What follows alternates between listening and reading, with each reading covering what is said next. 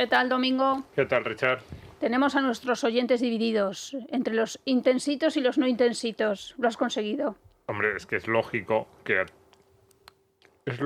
la gran mayoría le gusten más mis ¿Y por canciones, qué mis dices artistas, eso? porque estoy ¿Has hecho una convencido. encuesta?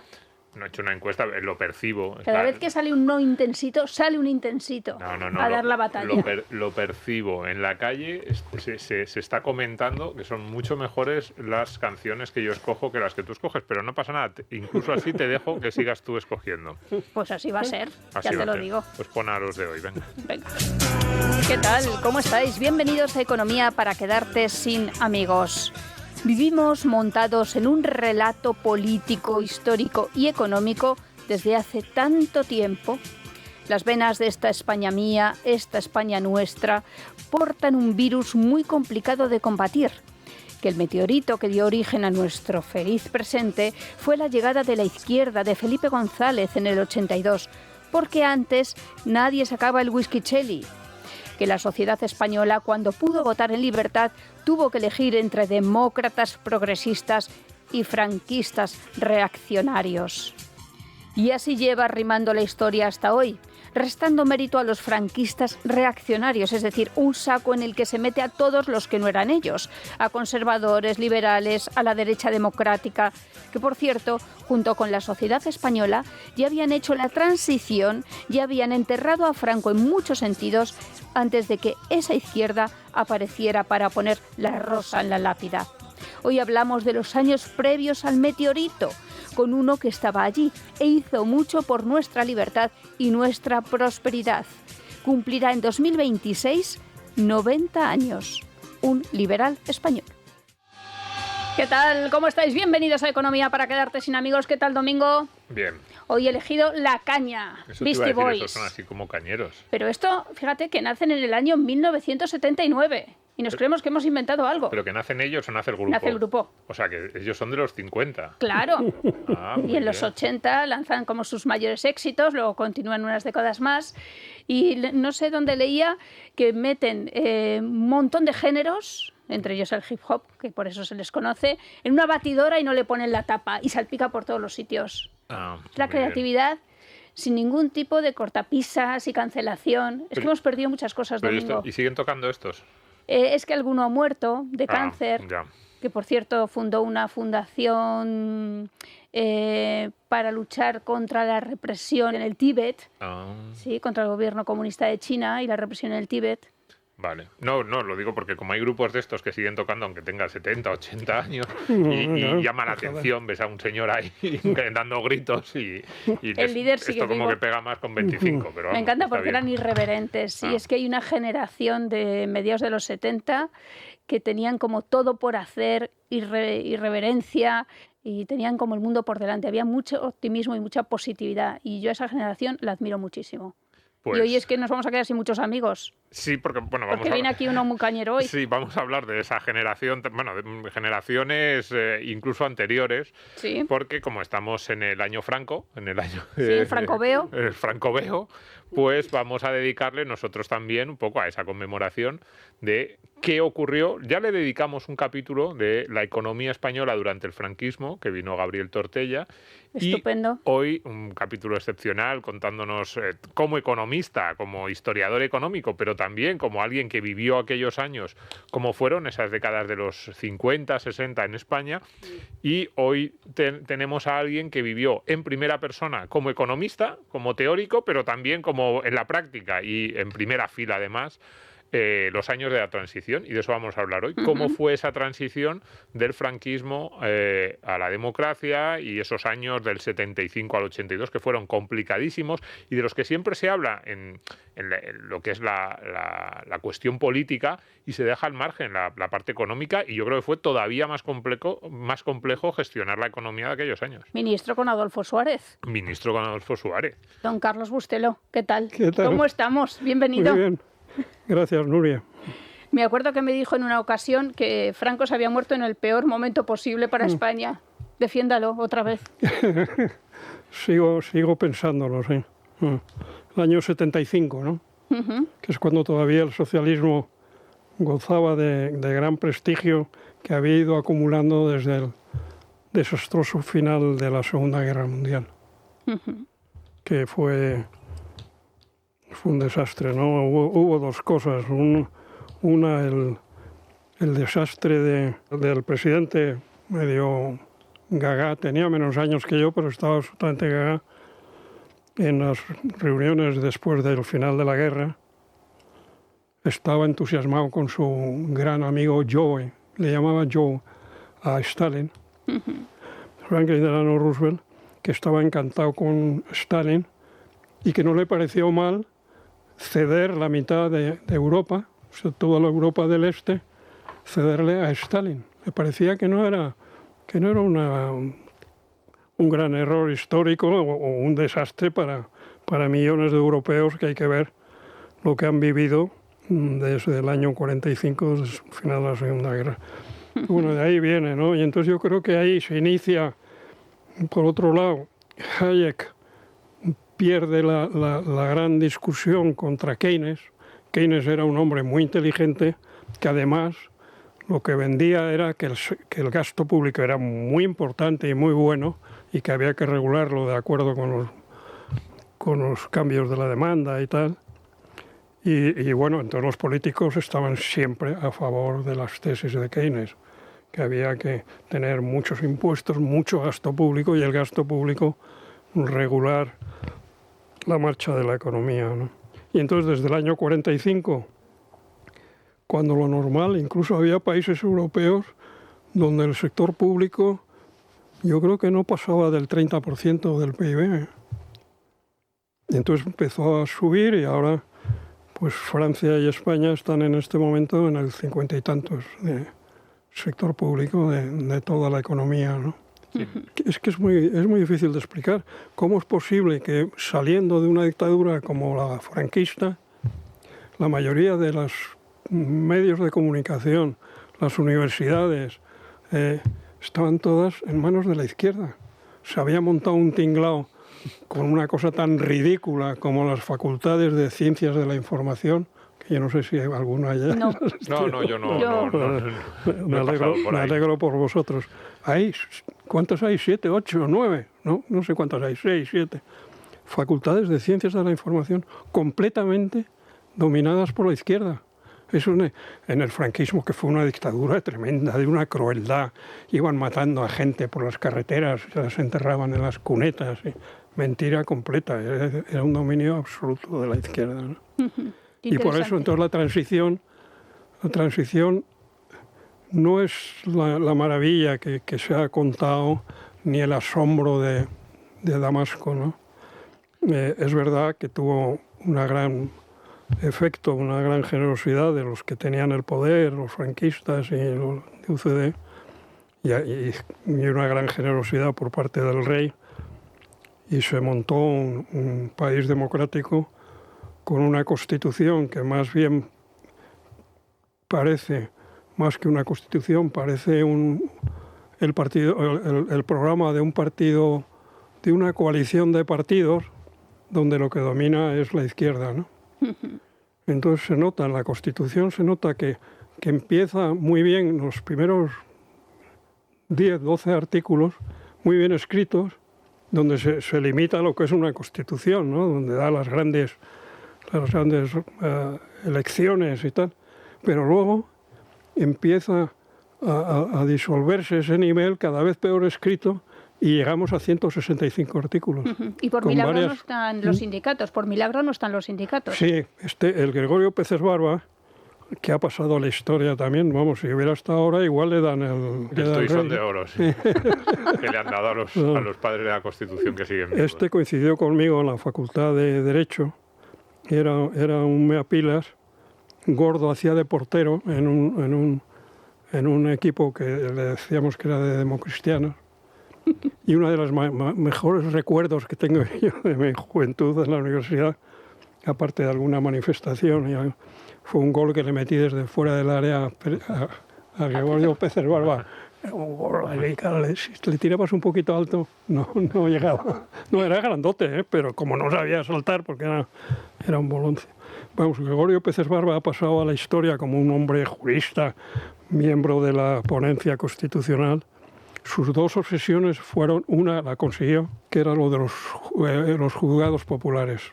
Tenían la obsesión de que todo tío que le hubiera ido bien en los años anteriores a la muerte de Franco, incluso a los técnicos comerciales del Estado como yo, que es que eran fascistas, y había que sustituir. A los jueces había que suprimirlos. Sale ahora otra vez la cosa, ¿no? Y había que sustituirlos por la justicia emanada directamente del pueblo. Y eso lo consiguió el tío. Que en vez de ponerlo en una ley, que luego una ley orgánica que se puede cambiar, lo metieron en la Constitución y ahora no queda otro remedio que hacer juicios por jurado popular, ¿no? Y así es un poco todo. Sí.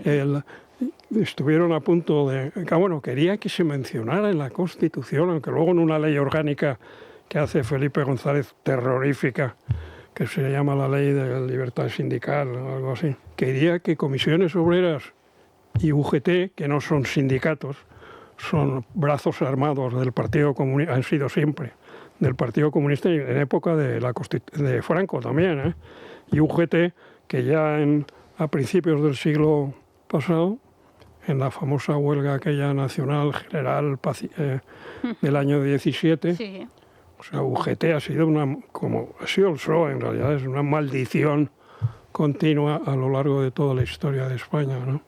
Y entonces yo creo que todo eso... Están muy unidos los dos sindicatos a los partidos. Hombre, por eso, si no son sindicatos. Están muy unidos. Yo es que luego he presidido empresas que es verdad que no han tenido muchos problemas, los teníamos medio comprados.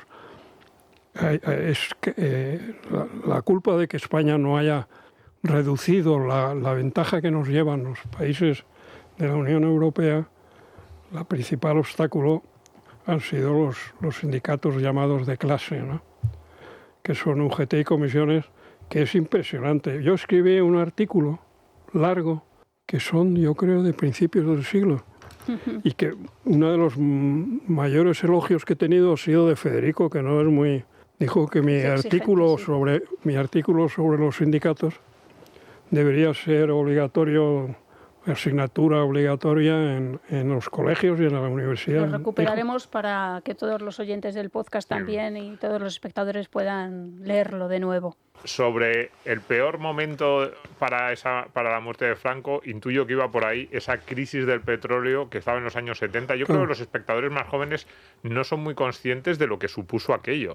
En España, en Europa, en Estados Unidos, se decretó un racionamiento del petróleo y hay unas fotos de unas colas en las gasolineras brutales que probablemente un espectador joven dice, ¿cómo que en Estados Unidos los coches haciendo colas durante horas?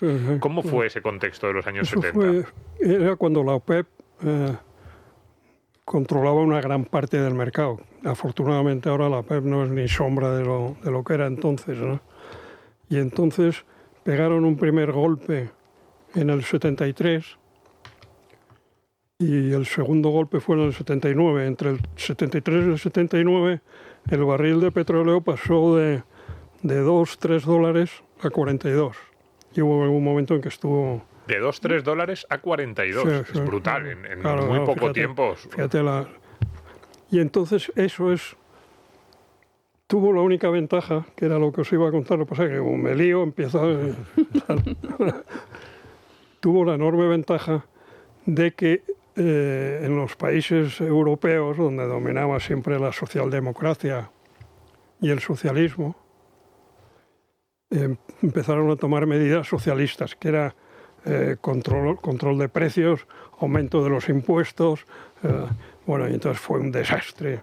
Fue cuando se inventó la palabra de stagflation, que era no crecer, subir los precios, subir los impuestos, subir el gasto público.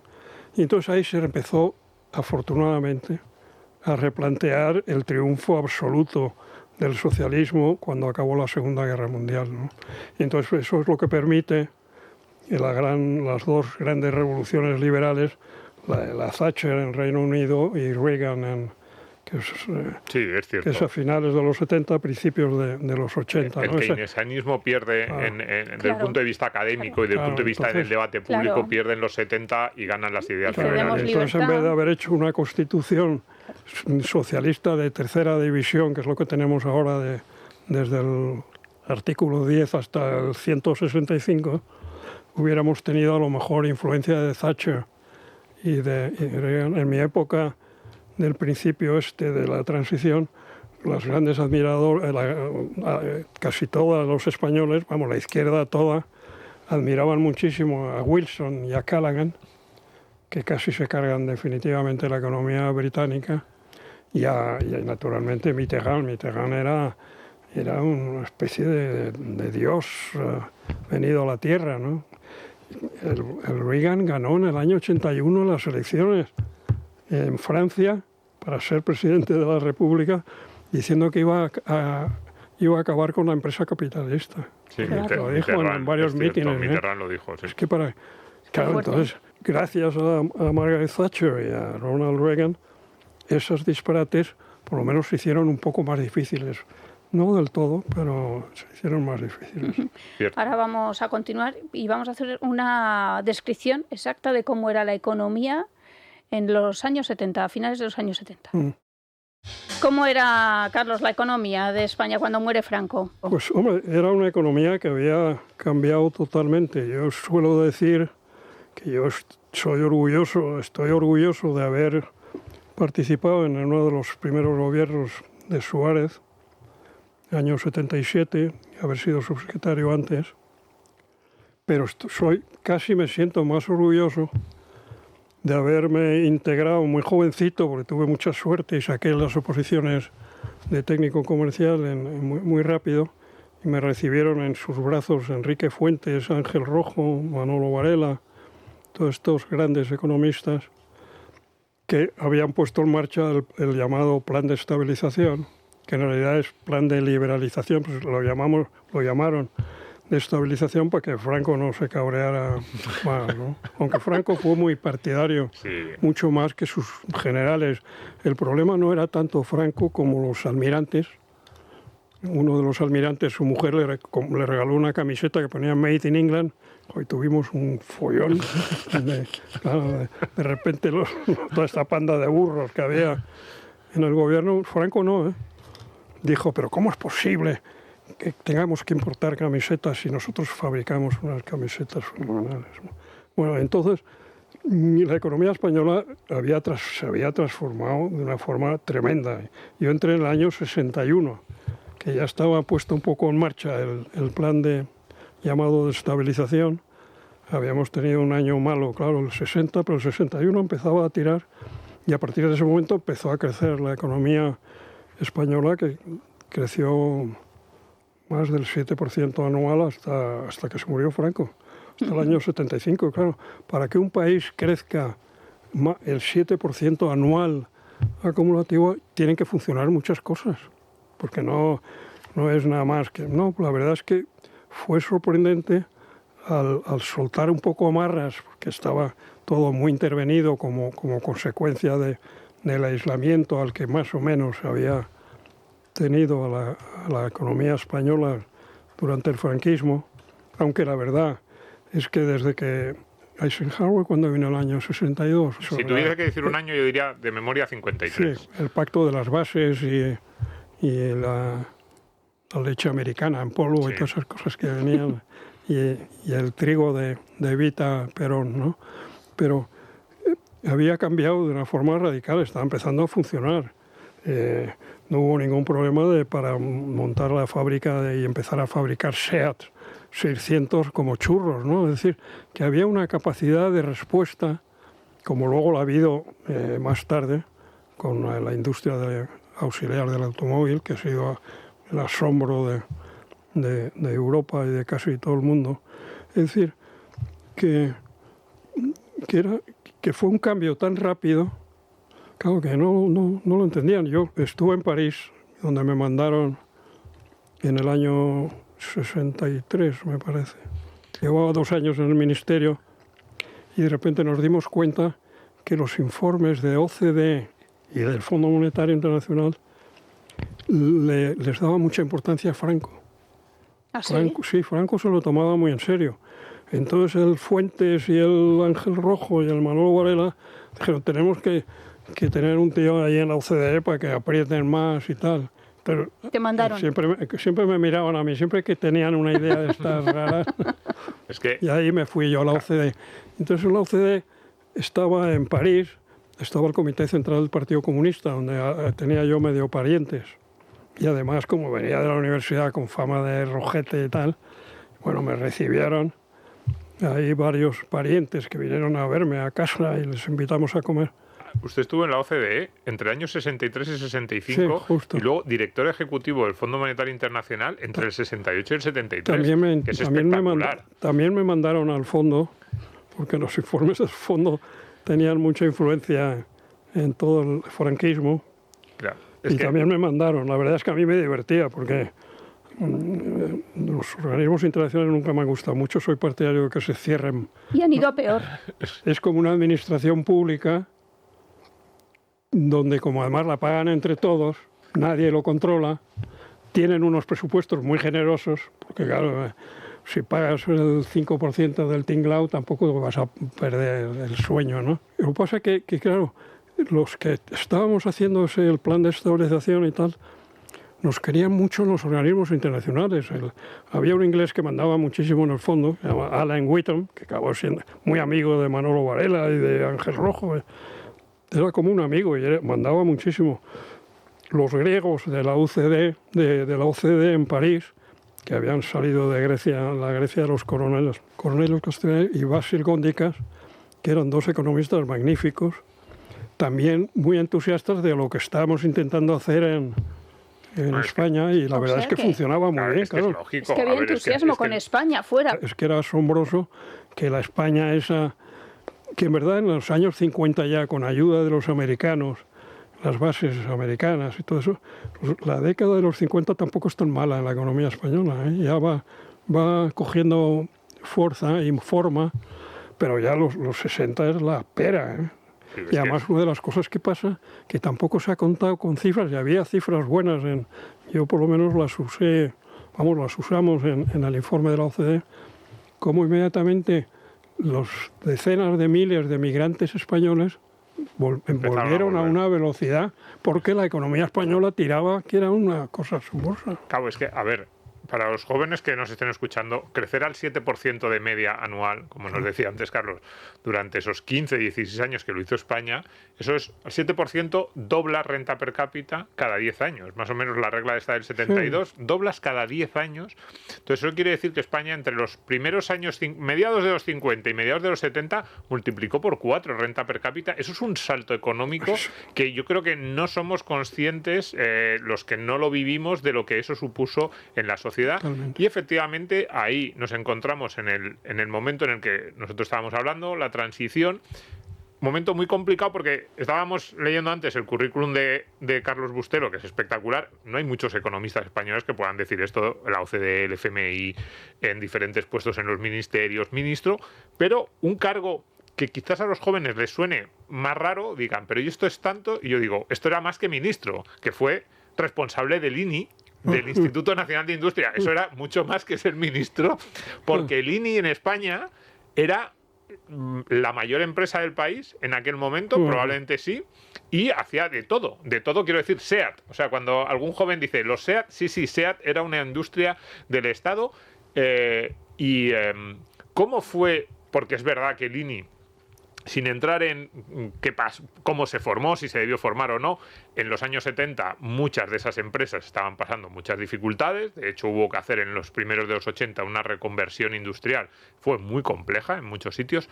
¿Cómo era ese INI? ¿Cómo era ese sector industrial? ¿Qué tuvieron que hacer aquellos que, como usted, estaban al frente de aquellas empresas? ¿Cómo le podemos explicar a alguien de 2025 cómo fue esa España que estaba creciendo, pero al mismo tiempo había muchas ineficiencias en muchos de esos sectores? Bueno, vamos. El INI que creó Suances, que era una especie de fuerza de la naturaleza que frente al aislamiento y tal le quería que España fabricara de todo, ¿no? Y entonces se creó el Instituto Nacional de Industria, copiado del IRI italiano, de la época de Mussolini, ¿no? Que era la entrada en masa del Estado en la economía, ¿no? La verdad es que no fue tanto disparate el origen, porque bueno, pues era el carbón, la siderurgia, yo qué sé, el principio de Iberia, el no sé qué. Pero luego el problema es que una vez que tienes un tinglao tan enorme como era el INI, esa es la gran tentación de los políticos. Cuando hay algo en tu provincia o algo que te va a afectar a tus elecciones y tal, y hay una empresa que está hundiéndose, dice, fenomenal, esta se la pasamos al INI. Y entonces mi primera lucha fue cuando llegué al INI, fue aquí no entra ninguna empresa, y tuve una pelea. Aquí ya nada más. Tuve una pelea con el presidente, que era primo hermano mío y muy amigo, que además me dijo, tú no puedes ser ministro porque van a decir que esto del tío, el padrino, con pláticas de la familia, como llama a uno de sus libros, ¿no? Pero ellos se contagiaron, llegaba Pío Cabanillas y dice, para las elecciones en Galicia es fundamental que compremos una fábrica de quesos, no sé qué y tal, porque es muy popular y está cayendo, y entonces que el INI la empuje. El INI la salve y entre. Pero es que esto era el Estado a hacer quesos. Pues esto es que mucha gente dirá, ¿cómo? Claro. Sí, esto se planteaba en los años 60, el mayor 70, escándalo 80. fue y mi pelea, y dimití, me quise ir y no me dejó. Ni Juan Antonio, que era como Gabriel, más que Gabriel Tortella, mi hermano, Juan Antonio García Díez, que era vicepresidente con Leopoldo. En Extremadura, una colección de golfos, descubrieron que había unos yacimientos de mineral de hierro que eran fenomenales para fabricar pellets para la siderurgia. Bueno, y entonces se organizó la de Dios. Ahí estaba Pérez Bricio, Felipe González y Alfonso Guerra, que también luego no tenemos tiempo para hablar de... Sí, seguro que hay tiempo para hablar sacamos de Felipe tiempo. y de Alfonso, sacamos rato, sí. Del PSOE bueno. Fueron con unas tumbonas, había unos líderes de UGT y comisiones, y ahí fueron Felipe González y Alfonso Guerra a acompañarles a las tumbonas, porque era una especie de mina a cielo abierto, yo no sé, ¿no? Y lo que querían era que el INI se quedara con eso. Claro, que montáramos una inversión enorme. Había 2 fábricas de pellets en España paradas y puestas en plástico porque ni había necesidad de pellets. Bueno, la que se montó. Y salía, el país dedicó portadas. Ese es el problema de las grandes empresas públicas. Claro. Ya no es solo cómo se inicia, no la idea original, que puedes decir, pues no tiene, a lo mejor desde un punto de vista teórico estás en contra, pero dices, en la práctica que haya una participación del Estado, que el Estado impulse, pero nunca se queda ahí. Siempre de esa idea original que puede parecer más o menos contenida, se acaba disparando y acabamos en esos ejemplos de, oye, que hay que salvar la fábrica de quesos de no sé dónde o que hay que hacer una inversión brutal porque en Extremadura necesitamos los votos o nos vendría bien generar cierta aceptación social en pero la mayoría de las veces era, al final yo llegué a la conclusión que era corrupción dura y pura, ¿eh? Eran unos tíos que se iban a hacer ricos con la mina de pellets de Extremadura, ¿no? Tienes una buena historia, Carlos, con la General Motors. También, eso es importante porque ya yo estaba un poco harto de esta derecha de UCD que siempre les entusiasmaba el parecer un poco de izquierdas, ¿no? Eso tampoco ha cambiado la derecha española. La herencia. La mitad de UCD iban contra las centrales nucleares que yo autorizaba, ¿no? Como esta que quieren cerrar, que es una de las mejores centrales nucleares que esa época, el Maraz, ¿verdad? Lo de General Motors, hombre, la verdad es que sí, ese es un éxito mío personal, porque lo demás todo depende de los equipos Pero como yo había vivido casi 5 años en Estados Unidos, porque además hay un año anterior donde estudié, hay un año, en el Instituto de Economía y Desarrollo, no sé, un camelo del Banco Mundial. Bueno, de repente nos anunciaron que General Motors, que entonces era un monstruo, que además había acabado de comprar Opel y tal, que quería hacer una gran fábrica de automóviles en Europa, quizás la empresa número 1 del mundo en ese momento. Sí, Puede que fuera la más grande por capitalización bursátil, número de empleados, por muchas sí, todo de esas esto, como no había las tecnológicas sí, estas de billones. ¿No? Yo intuyo que si no era la 1 estaba en el top 3, top 5, seguro. Y entonces me dicen que estamos pensando entre Francia, Austria y España. Dije, joder, pues menuda competencia y tal, pero ¿qué es lo que pensáis hacer? ¿No? Una fábrica de un coche que sea bastante popular y no sé qué y tal. Bueno, total, que como yo venía de Estados Unidos, hablaba su idioma, sabía hasta sus chistes, sabía del fútbol americano y decirle tal. Total, que se quedaron bastante contentos conmigo y tuvimos unas reuniones larguísimas. Fernando Abril siempre quería intervenir porque quería que les dirigiéramos y que fueran a un polo de desarrollo. Y ya los americanos, como eran amigos míos, dice, Carlos, no insistas, porque no iremos nunca a ningún polo de desarrollo ni a ningún sitio donde haya una empresa pública española, lo más lejos posible. Fíjate los tíos, cómo lo veían. Y dice, nos pasa igual en Austria y en Francia, pero claro, en España. Y Fernando Abril, oye, Carlos, que ya que te respetan y tal, diles, al final pusimos una pequeña fábrica, lo hicieron para que no me jodiera el Abril. Y de repente me llamó el tío de Detroit o de Pittsburgh, no me acuerdo dónde. Dice, hemos decidido España contra Francia y digo, joder, qué maravilla y tal. Y oye, ¿y dónde vais? ¿Dónde os vais a instalar? Dice, en un sitio en la provincia de Aragón, en un sitio que se llama Figueruelas, que no había salido nunca en el mapa, ni nada, qué tío, ¿eh? Digo, pero si no tienen tren ni carretera, dice, solo construimos nosotros. Yo, qué bueno. Fíjate que así fue. Y entonces fui a un consejo de ministros, y ese es el final de mi historia, y por qué empecé a estar hasta las narices de estar en el gobierno de UCD. Fui al Consejo de Ministros, le había adelantado a Suárez la cosa, y además el presidente de General Motors dijo que quería venir a ver porque se había quedado encantado la primera vez que había visto a Suárez, ¿no? Fui al Consejo de Ministros, le dije al tío pues lo más importante del Consejo de Ministros es un aperitivo que se monta en el salón adjunto a donde nos reuníamos, y donde inmediatamente, en cuanto podían los ministros que no estaban informando, se largaban a tomarse la cerveza y el aperitivo.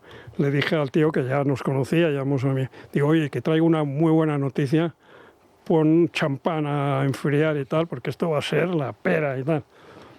Entonces entré, aunque Suárez ya lo sabía, entonces Suárez me dio la palabra y dice que el ministro de Industria nos tiene que informar de algo, tal. Dije, sí, os tengo que informar de una noticia buenísima, que me ha llamado ayer por la tarde el presidente de General Motors para decirme que contra Francia y contra Austria han elegido España, ¿no? Entonces, los ministros buenos, Joaquín Garrigues y Leopoldo, que estaba ahí también, Juan Antonio, tal, todo fenomenal y tal. Y Fernando Abril pidió la hora. La General Motors, ¿lo has comentado con UGT y Comisiones Obreras? Ese fue el comentario. Y entonces estoy a punto de mandarle a freír puñetas, levantarme, salirme, decirle al otro, bébete tu champán. Llévate al tirón la fábrica. ¿Tú te crees que es normal un gobierno conservador que acaba de hacer la transición, que anuncien, que además era el año 79, la ETA mataba 2 semanales? Sí. Que yo pensé que eso era lo que iba a frenar a General Motors. Digo, joder, ¿cómo se van a meter en un país en que el ministro de Industria tenía que ir con policía y todo porque había autorizado centrales nucleares? Pues los tíos decidieron que no, y luego han estado orgullosísimos porque han ganado dinero como locos con el Corsa y el no sé qué, y tuvieron el detalle de esperar a que yo estuviera jubilado y fuera. Entonces me llamaron y me invitaron a Lucerna, concierto. Es como un poco como, sí, de ópera y de todo esto. Joder, que es una cosa impresionante. Me metieron en un hotel que luego nos metimos en un barco y cruzábamos el lago de Lucerna hacia el teatro donde íbamos a ver la ópera. Porque una de las cosas que pasa en España, a mí nadie, ni cuando inauguraron Figueruelas ni nada, nunca me ha llamado para decirme nada. Me llaman los americanos, pero no. Y lo mismo con las centrales nucleares. Nadie dice que yo, Juan José Rosón, cada vez que yo autorizaba una central nuclear, me mandaba más guardias a mi casa de Pozuelo, que estaba en medio del campo, no teníamos ni valla casi ni nada. Pero nadie, en este país puedes hacer lo que quieras, que nunca hay una mención, bueno, no sé, a estos tíos de la ponencia constitucional, bueno, al Felipe González, menudo personaje. Este pobre rey que ya no sabe qué hacer, va y les da lo del el toisón de oro. Sí. A Miguelito Herrero, que es uno de los tipos con los que yo he escrito, puedo hablar con él porque sabe que yo no le puedo soportar. Roca es más inteligente y siempre ha disimulado más las cosas, pero siempre, bueno, era la mano derecha de Pujol y tal, ¿no? Y Felipe, 3 toisones de oro, que el otro lo tiene Javier Solana, que también, Javier Solana también le conozco casi como a mi cuñado Gabriel de la universidad, ya, Miguel Boyer, todos esos son la misma pandilla, ¿no? Toisón de oro, manda carallo. Lo de Cuba es... Claro, es que acompañó rápido, a Adolfo ¿no? Suárez a visitar a Fidel Castro. Sí, pues siempre me metían a mí en los viajes. Yo he viajado bastante con el rey, muchísimo, pero con Suárez también me han metido en bastantes. Bueno, a Cuba era normal que fuera, porque yo había estado 6 meses peleándome con los cubanos para decirles que yo no... La economía española funcionaba, sobre todo la economía exterior, en acuerdos bilaterales, porque era la única manera de defenderse de no estar en las organizaciones internacionales, en las cosas de comercio, como llamaban. Sí, en la Organización Mundial del Comercio. Entonces todo eran comercios, acuerdos bilaterales. Y el acuerdo bilateral que había firmado Nemesio Fernández Cuesta con Fidel Castro era que comprábamos una cantidad de azúcar a unos precios asombrosos, que yo como era subsecretario de Comercio, yo claro, que dije yo, lo siento mucho, pero España no compra más azúcar a estos precios, porque además la remolacha había tenido un boom fantástico, nos sobraba, el azúcar nos salía por las orejas. Y entonces estuve negociando mucho. Y entonces, claro, cuando Suárez pensó que se iba a apuntar un tanto fenomenal si Fidel Castro le recibía y tal, y ahí fuimos en un avión que íbamos a Adolfo Suárez, Marcelino Oreja, que el tío tenía una habilidad para, se sentaba un poco fuera del lío, se ponía una mantita y se dormía. Y en cambio a mí me metían en el lío, que vamos a jugar una partida de mus y tal. Bueno, entonces yo me senté al lado de Adolfo Suárez, dije, esta es una ocasión fenomenal, porque le había hecho una nota sobre el acuerdo bilateral y el azúcar y tal. Y Adolfo Suárez, respondiendo a su manera de ser, me dijo, Carlos, hombre, cuéntamelo, no me lo voy a leer ahora, era 1,5 folios. Cuéntamelo. Y entonces, pues, aprovechando que se lo contaba, lo de Fidel Castro y España comprando cantidades de azúcar carísimo y tal. Y entonces digo, bueno, ya está tal. Digo, y presidente, ¿qué vamos a hacer con esto de lo que viene de la oposición tan bestia que han montado estos del PSOE y tal? Es que hay que ser más contundentes, ¿no? Hay que vosotros, tú, por ejemplo, presidente, has hecho algo muchísimo más importante que haber sido secretario general del movimiento.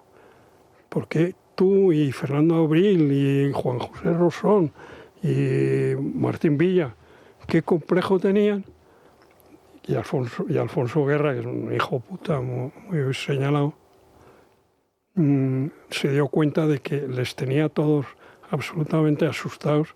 Con unas fotos, ¿no? Les iba a sacar en el país con la chaquetilla blanca y la camisa azul y tal, ¿no? Pero eso verdaderamente les preocupaba, ¿eh? Sí. Preocupaba. Y al final del viaje a Cuba se consiguió que rebajaran los precios del azúcar, los cubanos dejamos de comprarles. Yo ya había roto el acuerdo comercial. Estaba furioso. Fidel Castro me apuntaba con un coeva y decía, ¿Ah, sí? Viceministro, me llamaba, entonces era su secretario, viceministro, cuéntale al presidente lo que has hecho con el comercio de España a Cuba, que nos trataba mucho mejor la España de Franco que la de ahora. Entonces ya me cabré y dije, a mí no me chocó nada. Es completamente lógico que la España democrática... Tuvimos una hora con Fidel Castro. Qué imbécil de Fidel Castro. Era como el tonto que había siempre en la universidad, que era súper progre y que tomaba la palabra para decir tonterías. Pues ese era el grandote este, que además para la reunión con nosotros se había vestido de militar y además llevaba un pistolón. Y entonces enseguida, antes de empezar, como los periodistas nos rodearon, dijeron, presidente, comandante, no sé qué, esa pistola. Dijo, no, me la llevo de adorno, mira. Mira, hizo así y salieron 8 balas o no sé cuántas. ¡Ostras! Que era un imbécil completo, ¿no? Decía unas tonterías. Dice, a ver, viceministro, a ver si se entera de que en Cuba producimos más médicos que toda España, Italia y Francia juntos, no sé qué. Digo, pero... Pues, bueno, Suárez callado y Marcelino callado. Y yo peleándome con Fidel Castro, que era el menos importante de todos los que había ahí. y le digo, pero presidente, ¿y qué hace? Y si Cuba no necesita tantos médicos, ¿qué hace? Pues, tío, bueno, apagó le encendieron, porque tenía varios que le encendían los cohibas, ¿sí? Porque se indignó de que yo le llevara la contraria. Entonces, y balbuceó y tal. Dice, pues los mando a Angola. Y es lo que hizo el cabrón. Los mandó como de espías o de no sé qué.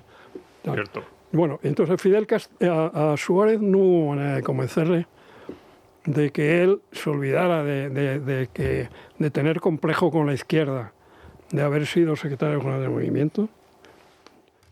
Y ahora le hubiera dicho, además, la España de entonces funcionaba mucho mejor que la de ahora, pero no, ya a eso no llegaba todavía.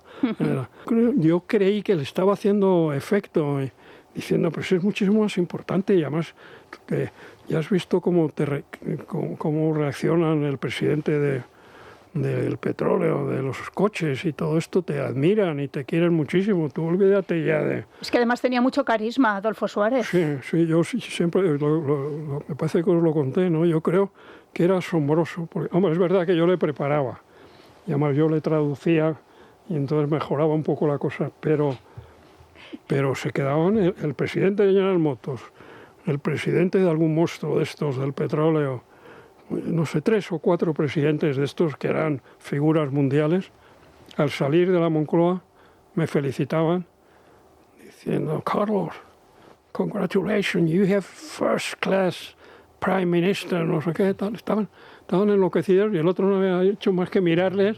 Porque no hablaba inglés, claro. Decirles, estamos encantados, haremos todo lo posible para ayudarles, para que sea un buen negocio. Bueno, notas que yo le había preparado, ¿no?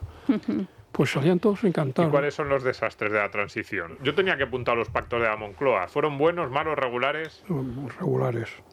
Además, la intervención de Enrique Fuentes fue un desastre, porque Enrique Fuentes, que era un grandullón, que daba en la televisión maravillosa, que con esa voz y esa cara que tenía, se asustaba con la medida de...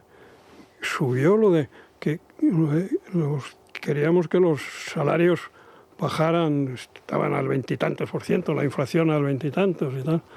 No se hacía nada bien. Yo creo que el gran desastre de la transición es la obsesión que había en la clase política conservadora, que es la que hizo la transición de verdad, con que el gobierno fuera fuerte.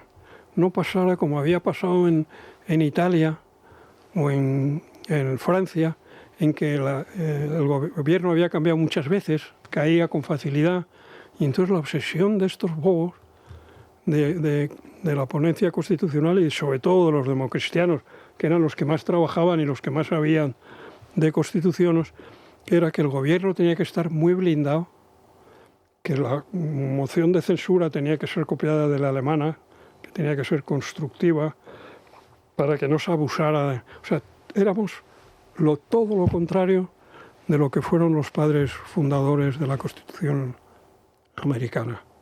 La Constitución americana tiene 6 artículos y un montón de enmiendas y ha durado 200 años, ¿no?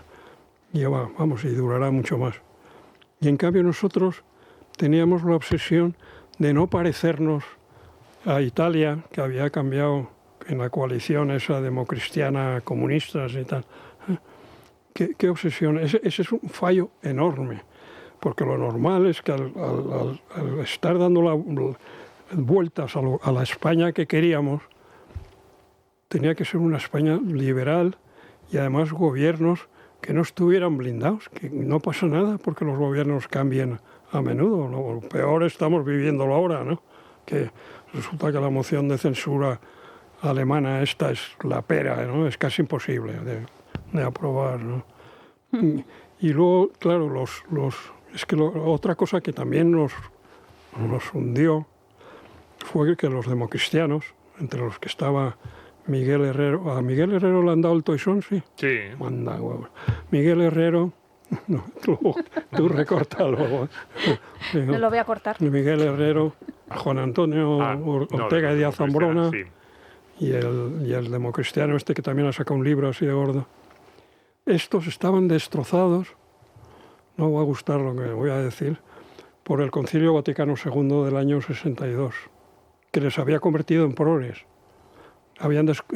La Iglesia Católica había descubierto la justicia social. Eso es entonces fundamental. estos chicos, que eran todos de misa y de tal, han escrito ahora libros así de gordos para tratar de demostrar que ellos eran antifranquistas y que eran muy progresistas. ¿Cómo se llama el otro? Joder. Porque la obra social de la Iglesia es indiscutible, pero es verdad que mutó en justicia social, que es lo que se lleva ahora. Y entonces de ahí vino esa Constitución que fue creciendo como si fuera una medusa que crecía en el mar. Es absolutamente socialista. Sí. Hay ¿cuál era? El título primero, capítulo tercero, que era de la dirección de la política. Sí, los asuntos económicos. Sí, y la propiedad privada en función del interés social. Te encuentras todos los grandes hay muchos tonterías. artículos en la Constitución que son muy peligrosos y que efectivamente anticipan el país en parte o alguna el parte de la colectivo legislación que tenemos. Fue una salida clara de la España de la transición hacia el socialismo. Como además luego coincidió con que los tontos de los alemanes y los americanos tenían un miedo tremendo al Partido Comunista Español, que yo conocí cuando vivía en París y que era una birria absoluta. Tenían 1 o 2 tíos en cada provincia que eso sí, les mandaban a París y dicen, esta provincia está preparada ya para la revolución y nada. Hasta que Claudín y Javier Pradera y Jorge Semprún les dijeron, oye, que España no es en absoluto la idea que tenéis, ¿no? Bueno, ¿cómo es posible que los alemanes y los americanos forraran a Felipe González y Alfonso Guerra para que ganaran las elecciones? Porque les dieron mucho dinero. Hombre, mucha financiación. Arrasaron. ¿Por qué? Pues estaban llenos de buena voluntad, porque estaban convencidos de que la España de la guerra civil y de la posguerra, que era bueno, de extrema izquierda y que había que frenar. Y entonces Felipe González, que siempre fue un cara absoluto, pero muy listo, muy hábil, les tranquilizó y entonces le llenaron de dinero y ahí salió los 202 diputados, ¿no? Es tremendo, ¿eh? Hablemos de Juan Carlos. Sí, vamos a reivindicar otra figura porque me contaba antes de entrar una anécdota Carlos Bustelo sobre el rey Juan Carlos, el rey emérito, que en esos años 70 de máxima dificultad, 79, ¿sí? 79, crisis del petróleo, los precios por las nubes, una inflación disparada. Cuidado, que es que en Estados Unidos, cuando llegó Reagan, para contener la inflación se llegaron a poner los tipos de interés por encima del 20%, los jóvenes dirán, para bajar una inflación que también estaba en 2 dígitos y que parecía... uno ve la inflación americana de finales de los 70 y hasta el año 80 y parece más Argentina que Estados Unidos cómo se estaban disparando los precios. Pues en ese momento de máxima dificultad a Carlos Bustelo lo mandaron a Arabia Saudí a negociar pues si nos podían vender petróleo en unas buenas condiciones y no lo mandaron por casualidad, lo mandaron porque hubo un telefonazo desde Zarzuela. Llevaba unas cartas muy aparatosas. una dirigida al rey y otra dirigida al Crown Prince, diciendo que yo era de su confianza y tal, pero que España, amiga, y él, amigo de toda la vida de Arabia Saudita, estaba viviendo un momento de... Tengo, como me dio 2 cartas, tengo una porque utilicé solo la del rey, porque el rey me organizó un follón allí, me recibió muchísima gente, y ahí me veías a mí, yo no, ¿con quién iba? No sé si iba Manolo Prado o alguien de la Zarzuela, y ahí me veías a mí contándoles lo mal que estábamos en España, lo preocupado que estaba el King Juan Carlos, y la verdad los tíos reaccionaron bien, ¿eh? Lo único que pasa es que no pudimos airearlo mucho porque nos dijeron, por favor, que hemos dicho a muchísima gente que no, vosotros callaos, os mandamos el petróleo a $42, me acuerdo, digo, qué cabrones, podían haberlo bajado. Ya que me voy hasta allí. Haberle recortado $10. Bueno, pero cuidado, esto es es de esas cosas que no se suelen contar. O No, que es verdad. No, el rey, que es amigo de todos, pues sí, era amigo, y alrededor de eso se generaban opciones y España conseguía acuerdos muchísimo más ventajosos en otras cuestiones, y eso también, por lo menos que se sepa, ¿no? Que esa labor de diplomacia del rey era absolutamente espectacular. Luego consiguió muchas otras cosas, yo siempre lo digo, desde los Juegos de Barcelona 92, a ver si nos creemos que esas cosas llegan de la nada, llegan de el rey llamando, tirando de contactos y consiguiéndolo. Entonces, que luego celebramos, ¿no?, la modernidad de España, los Juegos de Barcelona, a ver de dónde creemos que sale eso. Y en Marruecos pasaba un poco igual, le tenían un respeto, el padre del de ahora, le tenían un respeto enorme. Fuimos allí con el ministro de Transportes para decirle que técnicamente no era posible hacer un túnel en el estrecho de Gibraltar, ni un puente, porque hay unas corrientes y unos movimientos, porque no queríamos. Y ahora estos tíos dicen que sí, que quieren hacer uno, que quieren que estemos comunicados con la yihad, para que entre la yihad. La verdad es que Juan Carlos, hombre, es verdad que luego se volvió loco, no sé. Le gustaban mucho las chicas, supongo, no sé. Pero mientras fue rey constitucional y además con una generosidad tremenda, cediendo poderes y tal, en el sector exterior fue de una eficacia enorme. El tren a Medina desde Riad y tal...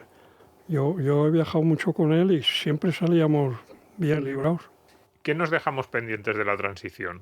Hombre, el mercado laboral, esos sindicatos con un control... Hombre, por Dios, pero si es que en el año 85, por aquí tengo la lista porque se me olvidan, las 5 leyes orgánicas de Felipe González, que se cargó Alfonso Guerra dijo que Montesquieu había muerto con la... Sí, todo eran leyes orgánicas.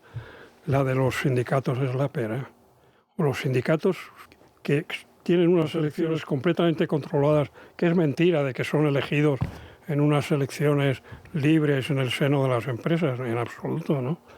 Han recibido miles de millones. Bueno, y la derecha además tratando de llevarse bien con comisiones y con UGT. El que fue alcalde, bastante ambiciosillo, el alcalde de Madrid, Gallardón. Aumentó el número de, ¿cómo se llaman?, liberados sindicales. Sí. Es una cosa asombrosa. Son unos tíos que no tienen nada que hacer, que están incrustados, no tienen que trabajar, ascienden igual que cualquiera de los suyos. Hay cientos de ellos metidos en todas las empresas españolas. El gobierno les dio, por ejemplo, UGT yo creo que tiene más de 500 edificios, que además edificios que todavía no tenemos seguridad de que el gobierno no lo sigue manteniendo. Porque una de las obligaciones consolida Felipe Guerra en su ley orgánica del poder sindical o no sé qué por ahí, que todas son del año 85, más o menos, no tienen ninguna obligación de dar cifras.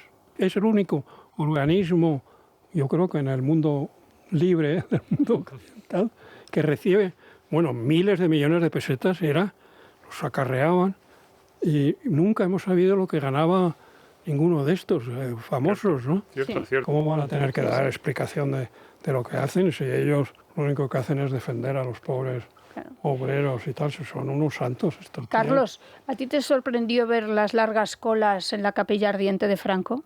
Pues la verdad es que no. La verdad es que no, porque es que Franco tampoco... Es que la gente tiene una idea... Joder, vosotros no habéis nacido entonces, claro. No, en los últimos años, desde el plan de estabilización en que la economía funcionaba a lo bestia, se construyeron millones de viviendas, empezaron a producirse cochecitos que se podían comprar a un precio aceptable. La gente no tenía mucha constancia de que todo estaba dirigido por un general que estaba ya viejito. No lo sé, yo la verdad que después de que, claro, cuando habíamos estado en la universidad éramos antifranquistas y a mi cuñado Gabriel lo detenían y se lo llevaban a la Puerta del Sol, y a mis hermanos pasaron la cárcel montones de veces, ¿no? Éramos muy antifranquistas y estábamos deseando que lo de Franco se acabara. Pero la gente, en los últimos años, en que habían cambiado su vida, que habían vuelto de la emigración, pues la verdad es que sentían la curiosidad de decir, oye, pues vamos a verle a este ahí, el morbo de ver a un general ahí montado ahí, sí, muerto. Sí, pero no eran colas norcoreanas. Bueno, no eran colas organizadas. No, que va, eran inmensas, ¿eh? Unas colas que duraron 2 días enteros, no me acuerdo qué. Y bueno, es verdad que de vez en cuando pasaba un chalán que saludaba y tal, pero los demás lo que querían era ver el morbo de verle ahí, claro. Yo creo que era mentira de esto que decía el bobo este que asesoraba a Aznar, de que la España era de izquierdas. Era mentira absoluta. Para que si les dejas y empiezan ahí y apoyas al periódico El País y el grupo Prisa y la SER, y ahí se montó una cosa. Pero era un país bastante contento, era un país bastante feliz, yo creo, que habían vuelto del exilio, habían podido sacar adelante a sus familias con un trabajo bastante decente. No entiendo cómo la derecha hizo la huida y no se enfrentó a nada de los grandes camelos de la izquierda, ¿no? En fin, Carlos, fíjate que yo encuentro cierto paralelo con el camino ideológico con Federico, porque tú también partes del comunismo y acabas en el liberalismo. Sí, bueno, yo nunca pude con el comunismo porque como sabía inglés y porque mi padre tenía la obsesión de que supiéramos inglés y tal, sabíamos lo que pasaba en Hungría, que es lo asombroso de mis hermanos, los que se convirtieron a la izquierda. Sabíamos lo que pasaba en Alemania del Este, lo que pasó en Praga, que es que la Unión Soviética, contra las manifestaciones de los estudiantes, utilizaba los tanques, ¿no? Es una manera de acabar con manifestaciones. Disparaban las ametralladoras de los tanques, paraban contra los estudiantes en Budapest en el 56, en el 60 y no sé cuántos en Praga. ¿Y cómo es posible que gente tan inteligente, yo lo he discutido con alguno de ellos, ¿eh? Gente tan inteligente, no solo en España, Francia. Yo vivía en Francia, el Partido Comunista absolutamente dominaba la prensa, tenía un semanario, el Humanité, el domingo, que vendía como loco. Comunismo, la Unión Soviética. Digo, ninguno de todos estos se fueron a vivir a la Unión Soviética. Pues nada, muchas gracias. No, que se ha metido un rollo en un desorden absoluto. Es verdad que estamos encantados. Me habéis ido preguntando cosas muy variadas. Es un placer escucharte como siempre. Cuídate mucho. Vale. Nos vamos. ¿Me ves bastante cascado, no? No. ¿No? No, para nada. Pues nada, Domingo, un placer, ¿verdad? Charlar con Carlos Bustelo. Muchas gracias a vosotros. Sí. A ver, es que yo creo que la gente no es consciente del nivel de estos economistas. Sí, es verdad. Cuando trajimos a Gabriel Tortella, ahora traía un artículo, Carlos Bustelo, una tercera de ABC. La transición democrática, una historia tergiversada. Esta fue como una bomba. Fue un artículo que tuvo un efecto tremendo. ¿Me lo puedo quedar? Sí, es fotocopia que te traigo. Vale. Muy bien. Es del año 2001, debe ser, ¿no? Mira, a ver, aquí arriba sí tiene fecha. 2000. El 3 del 6 del 2000. Pues eso, nada. Que un economista con el conocimiento, habiendo estado FMI, OCDE, en el Ministerio de Industria, en el INI, Es que, claro, solo nos ha contado anécdotas. Que se mantenía incólume. Sí. Y un retrato de la España de los últimos 70 años espectacular, y de cómo ha cambiado esa España, esa economía española.